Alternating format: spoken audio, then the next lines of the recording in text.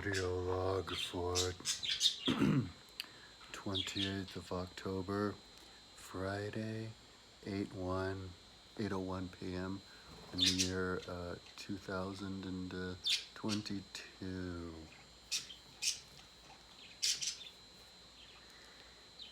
So, I was, my earphones, I lost all my earphones. Like, I had no way of hearing earphones, because I bought some the other day, and I lost them, like the ones that plug into the computer, because I haven't cleaned my room.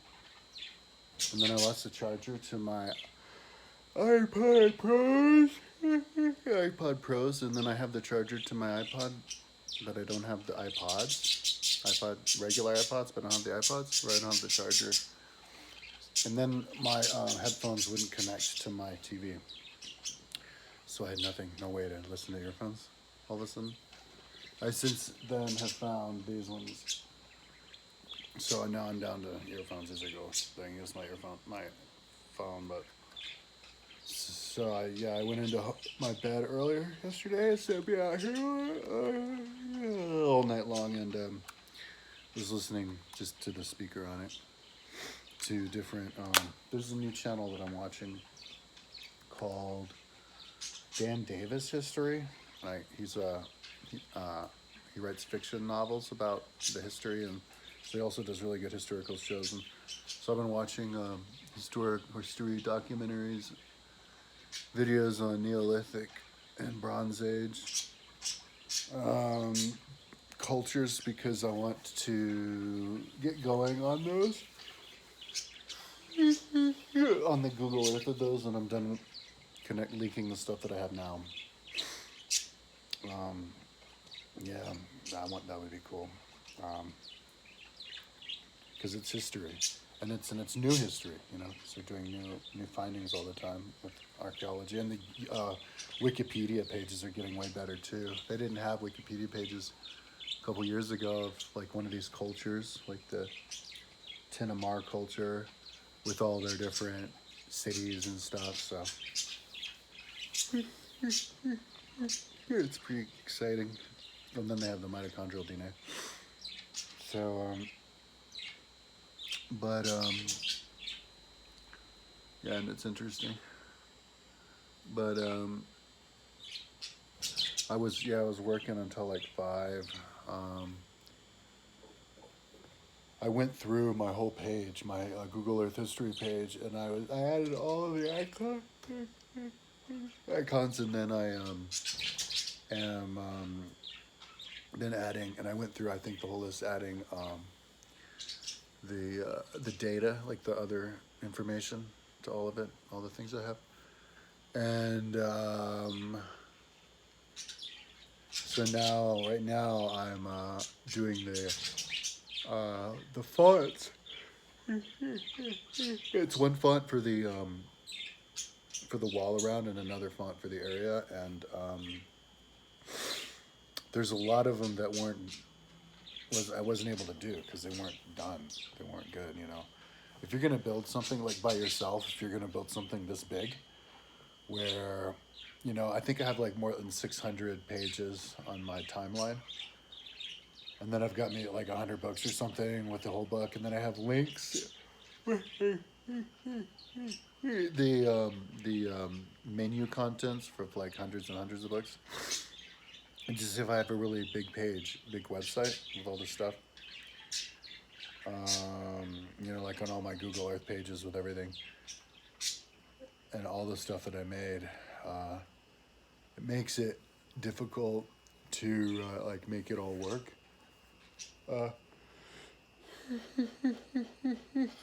Everything's stuck in like rough draft. So when you're looking at what was I gonna say? I kept yawning and got freaking distracted myself.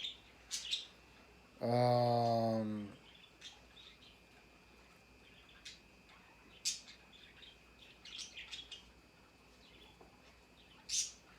man, draw a blank.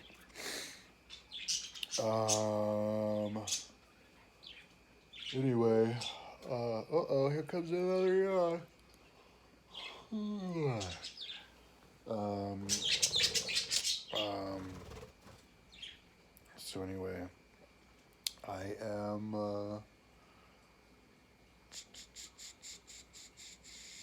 finishing the page of my, oh my God, total brain fart. It's like I'm having a stroke. What page? I have to remember what page I'm working on. It's Google Earth history page. And I'm not going to be done with it for like another month. I'm almost at the end of the month. And, I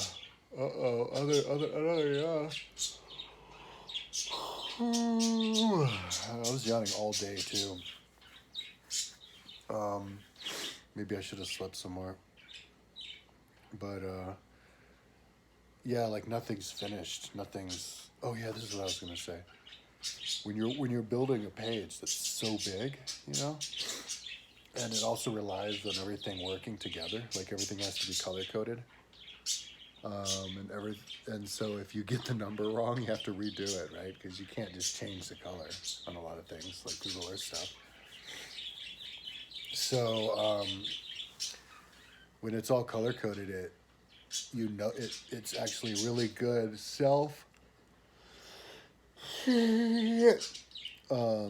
proofreading. It's self quality control, because you notice when something doesn't align because the colors don't align, and so it's a great way to keep it perfect. I keep it perfect. You know, the downside, of course, is I catch everything that I do that's wrong, which makes it take forever. But I think in the end it'll look the coolest. You know, when you're looking at a page like my Google Earth history page, even if you don't like history, and you don't even care about art and colors and stuff, if it's all working right, it'll look pretty. I don't know if I've said this before, but if it's all symmetrical and it's makes sense and everything, it'll look good, even if you're not reading any of the words, even if you can't read. And if it's not done, it won't look good, you know, even if you can't pinpoint why. So yeah, I think I'm gonna move the icon. Is that my second hamster? I need to make sure they're both in, because I had, like a half hour ago, I had my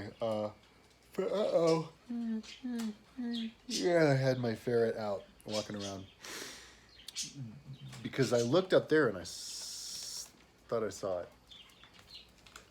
And then there's the other one here, so I saw the other one go up, so I thought they were both up.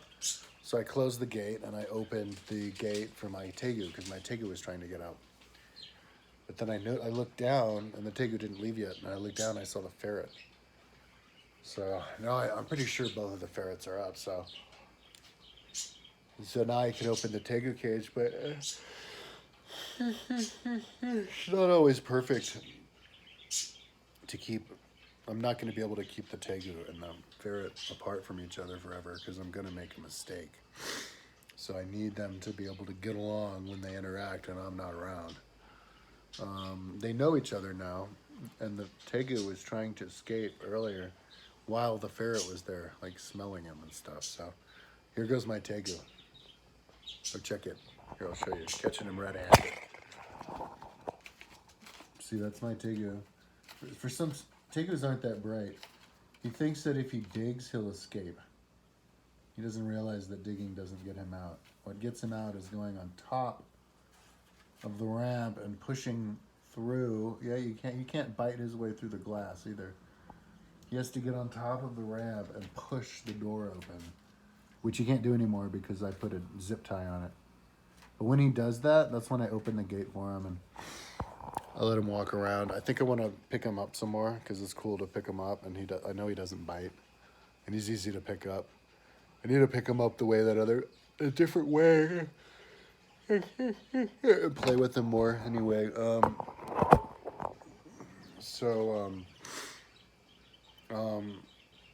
My page is, because there's going to be so many snafus, because there's so much detail that I have to have lined up. There's so many things that like just didn't get done right along the line that I'm gonna have to finish. I think it's gonna take the whole month of November to finish this page. like if I keep going on it, it'll be perfect timing. Like I'll be done right at the end of November. That's what I predict. Taking in all of the things that I have to fix on it and all that. And that doesn't include building anything. This is just linking on these.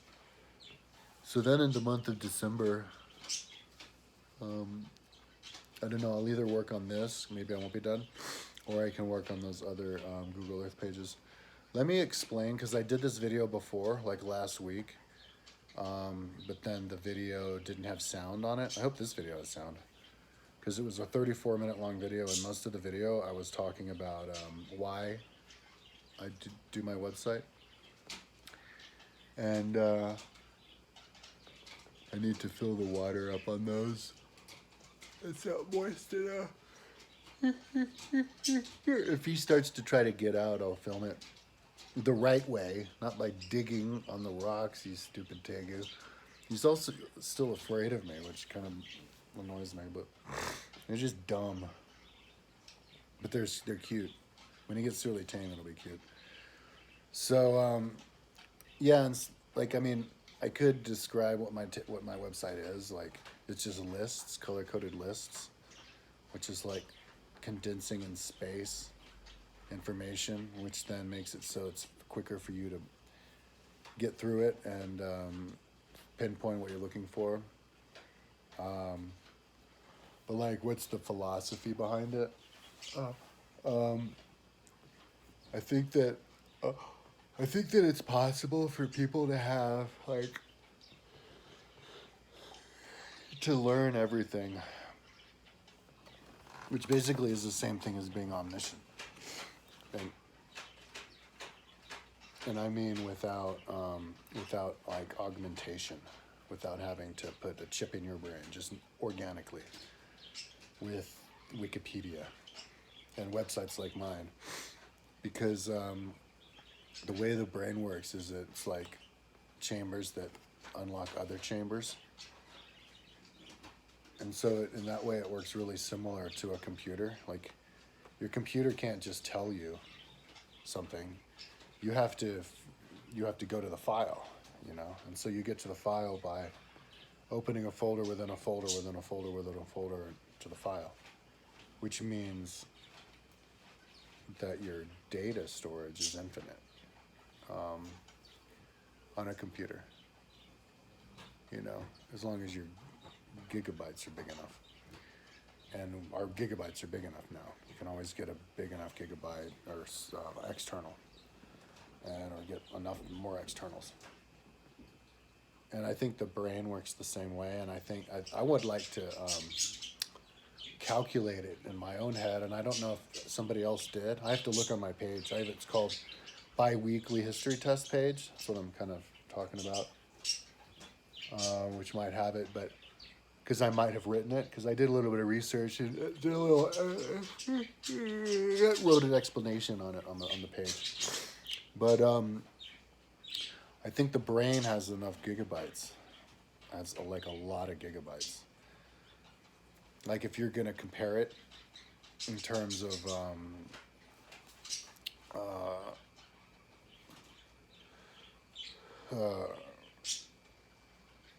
I don't know, maybe even text. Brain might have as many gigabytes as a computer, you know, like 100 gigabytes worth of text in the brain to remember. Because if you want to get information, like, because it's in the brain, you have to, just like a computer opening folder within folder, you have to do that with the brain. It's the same concept as the, what was it, glass castle or the something castle, the technique people use to memorize things, where you do it like alphabetically and you have something remind you of something else. So if you want to remember everything that was in a house, you walk in the house and you look at something and you go, statue, oh, Steve the statue. And then you go to something else, you light, oh, Larry the light, or something like that.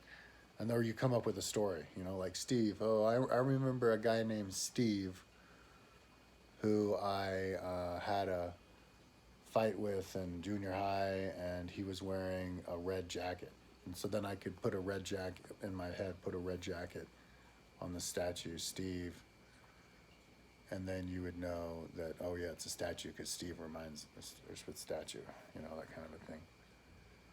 And well, that's the same principle. It's just not something temporary like that game, but it's something that's forever that you can build on throughout your life and get to the point where your memorization is the same as a supercomputer. So you have omniscience because you file things away in their proper file, which then reactivate the knowledge in your head. Like if you have a dream and you keep a dream journal every day, and you remember, and you do it right when you wake up, you remember all of the dream, and then the more of the dream you remember, the more you remember. The more you think about it, the more you remember, because you're in dream world. You're in that part of your brain.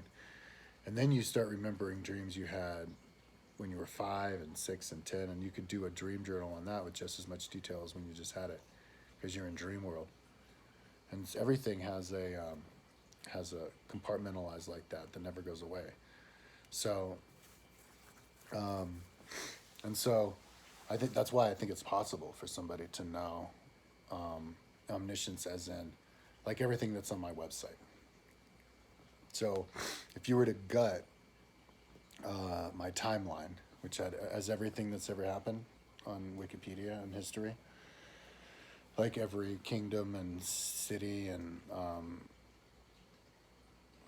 event, maybe not name of each king, but how many kings are in each kingdom, and the name of most kings and everything, like basically everything. Like if you were to empty it, you could fill it back up, the whole thing pretty much, or 95% of it or something. Like literal omniscience. Like if somebody asks you, if you do the biweekly history test, somebody asks you what happens in the year 260s, you'd be able to tell them.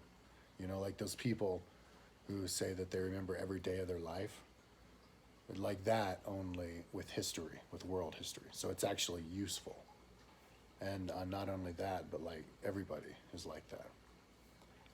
There's no reason to believe that we can't do that with all the stuff we've done already. So, but you need to have a culture where you can access it, and by being able to access it means condensing the information. So that's why I did that on my site.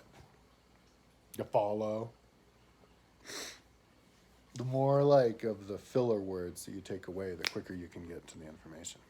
If you color code it and you make it all consistent, and then you do a tutorial and remember what it all means. And so that's why, and so that's the whole concept.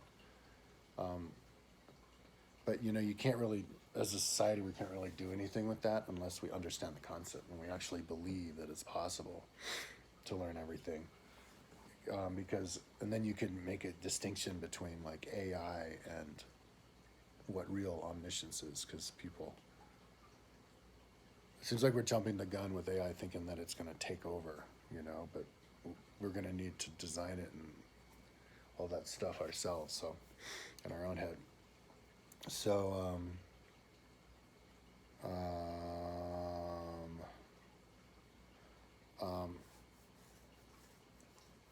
yeah, and another thing I want to say just with history is we should divide the two different kinds of history, like history that you all already know that's like seeped into you, where you could recall it on demand like that, and then more intellectual stuff that you're not as good at.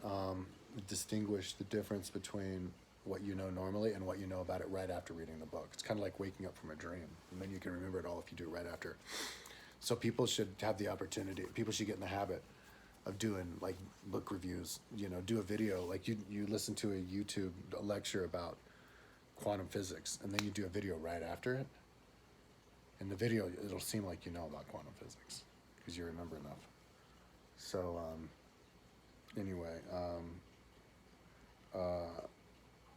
so right now, and it's really cool because like when you make a big page like mine, which is 54 pages just of text, and that was before I added all the information, so maybe it'll be 100 pages. If you have like a page that's 100 pages of text, oh, my Tegu wants to go out now. Here, I'll show you. He's making his move. See? That means he wants to go out. See, he's pushing. See him pushing on the gate with his Here, I'll do a demo. When I'm done talking, I'll show the tegu just run out of the cage. He just loves leaving. So anyways, what I was saying was, I'm going to put a second layer on there to climb on the top.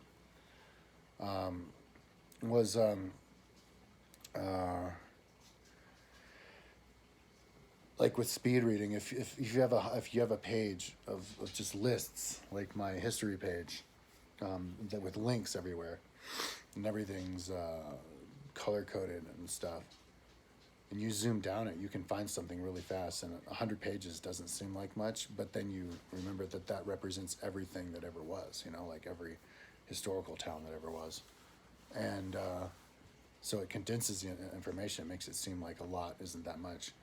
And so that it increases your ability to memorize all of it, and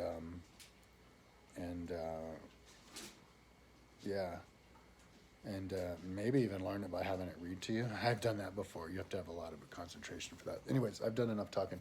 Let me do a demo before we stop the video of the tegu. Me letting the tegu go. This tegu that really wants to go. Look at that.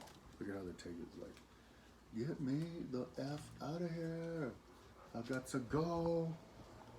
Okay, so first things first, you make sure the rats are gone, so the dinosaurs and the little mini bears don't get into a fight. Okay, tegu, watch this.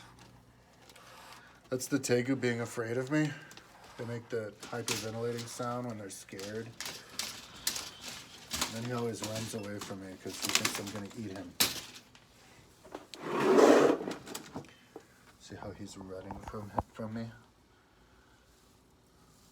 But then when I back up, what he's going to do is going to circle back around, and he's going to promptly leave the cage because he really wants to leave. But maybe he likes to stress eat. So maybe, or comfort eat. Maybe he'll take a comfort bite and then leave. Here, I'll show you what he does when I grab him. Watch this. Dun, dun, dun. See if I can film it right. Okay, watch this. Whoa, are you gonna tail whip me?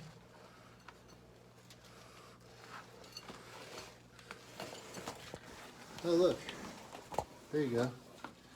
So check it out. He's like, I want out of here. I want out of here. He doesn't know how to go back in. I only pushed him in one time. If I push him up against it with a broom, he just refuses to go up the ramp for some reason. It's the weirdest thing. Anyways, that's my tegu. And I'm pretty sure both of the rats are upstairs. If I hear a fight, I guess I'll have to separate them. Okay, talk to you tomorrow.